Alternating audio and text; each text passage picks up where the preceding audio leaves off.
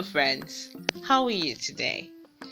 I'm back and I'm here to teach you another lesson. I'm Lisa and this is the Learning with Lisa series. Today we'll be treating a very interesting topic. We're learning about the O sound. Just say O like you're surprised. O, O, O, O.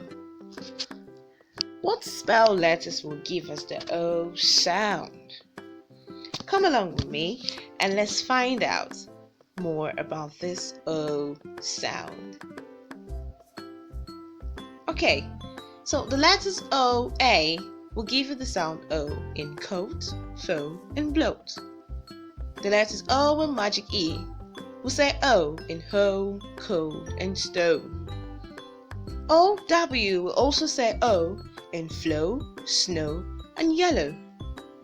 And O-E will say O in foe, toe, and hoe. It's really simple, isn't it? Let's try some sentences. Number 1. I have a coat, a goat, and a yellow boat. Throw an arrow in the snow. I hit my foot on a stone. You can visit our website and YouTube channel for more videos. I've had a great time with you today, but now I'm super hungry.